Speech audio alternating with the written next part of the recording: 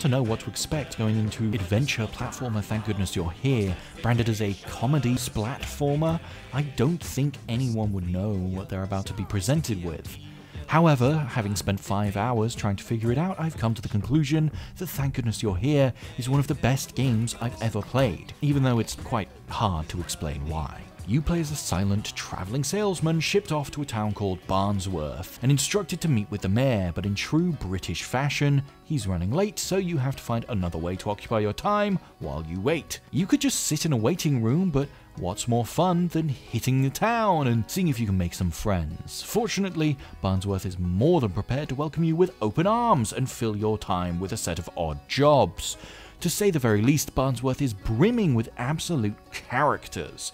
If you think of every single stereotype you possibly could about the British, I guarantee they have been crammed into the inhabitants of Barnsworth. Even if you've never been to the UK, you know these guys. You don't have a huge list of jobs to complete, but the humour packed into the dialogue kept me entertained for far longer than the story. Comedy that is so quintessentially British, whilst also being a complete mockery of the culture, is what makes Thank Goodness You're Here so unforgettably hilarious. To make things even better, everyone is fully voice acted, which helps bring the characters to life. Because of this, the entire experience feels more like a sketch show than it does a video game.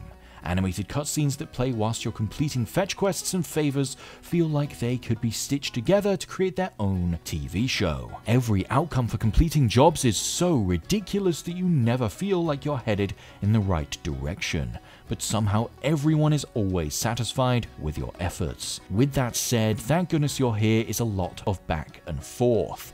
Even though the game is in no way challenging, since you're forced to travel in the right direction, you can't easily access areas you've already been to. This leads to a lot of repetition.